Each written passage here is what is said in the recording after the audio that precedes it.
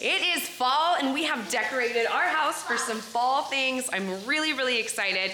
You'll want to check back on the blog for some of my fall favorites and where to find them because I have a fun blog for that. So make sure you go check out the Ohana Adventure. But guess what? Because it is fall, the kids have been asking and asking for certain things that we can cook and eat. So we're going to be sharing with you on the blog, but we're going to show you our favorite fall recipes that the kids love to make. Let's get cooking. Breakfast, and we love making and eating oatmeal, so we're gonna make pumpkin oatmeal. Normally we have an oatmeal bar with lots of different toppings, and they make their own oatmeal, and we're gonna show you one oatmeal bowl today. Today we're gonna show you one bowl of pumpkin oatmeal. If you want a whole entire bowl for the family, go to theohanaadventure.com for all the recipes. First, we're just gonna cook the oatmeal. What you need is a 1/3 cup. And then you need 2 of these for water.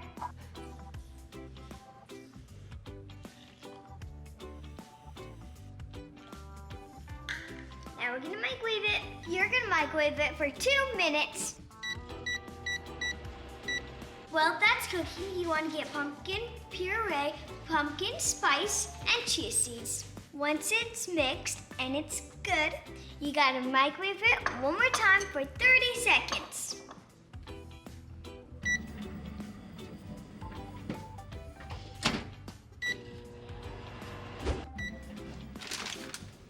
Now you just need to add some sweetener and some milk if you prefer.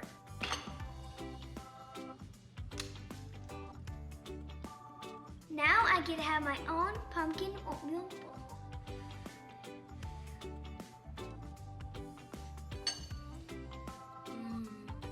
Make sure to check out theohanaadventure.com to check out all the recipes. This time of year, I like to make hot chocolate and pumpkin pie. Today, I'm going to show you how to make 1 cup of pumpkin pie hot chocolate.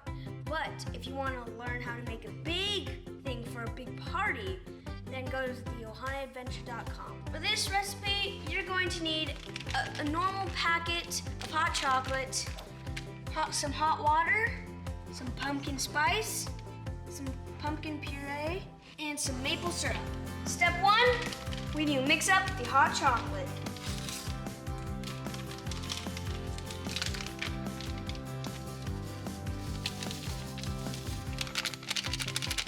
Now, let's get some water in that.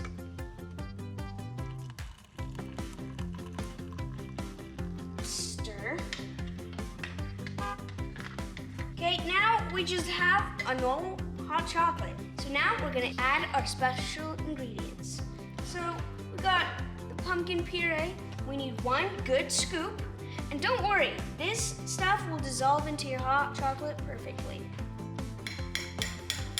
Stir it a little bit. It'll be a little chunky in the beginning. See, it's perfect. 1 little chunk. Perfect. Smells pretty good, but now we need to add some other stuff. For the pumpkin spice, you need just a little pinch, like perfect amount, like that. Now just, now stir again. It's looking pretty good and smelling awesome. Last ingredient is 1 teaspoon of maple syrup. Perfect. Now let's just stir again. It smells delicious. Let's try it. Delicious. If you like it more spicy, you can add another pinch of pumpkin spice. If you guys like it.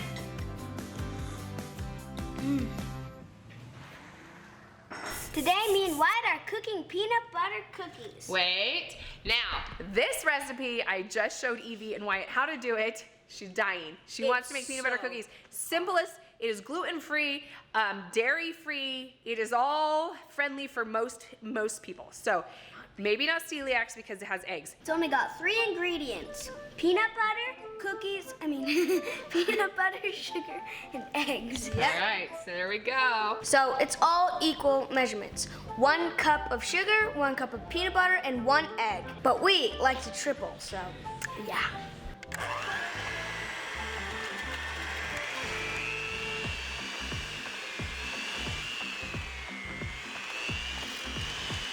So, you gotta make sure you preheat your oven to 375. Then you spoon the batter onto the cookie sheet. Yep, line your cookie sheet with parchment paper. Space out your cookies 2 inches apart. I like to push a fork design into my cookies because it's tradition.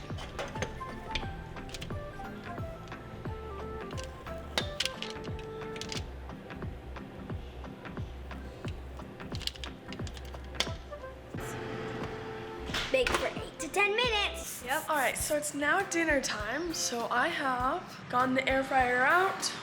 I put it to 400 degrees Fahrenheit, and because of my mom's diet,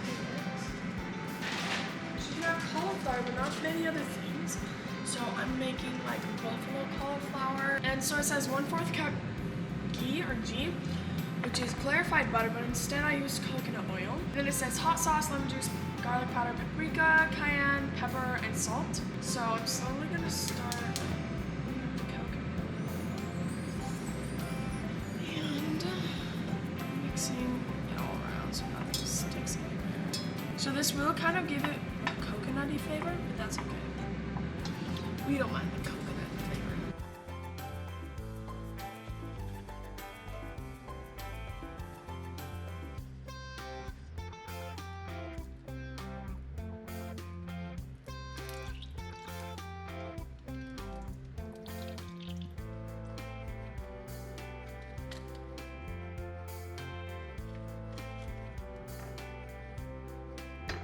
So now we're adding all the seasonings to it. This is what I do for cracked pepper, and then I pour it into this one.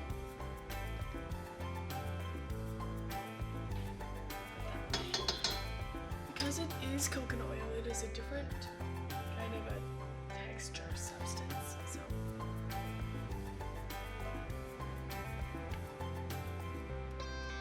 So, I poured it in the back, and now I'm just kind of shaking it all up. It smells really good.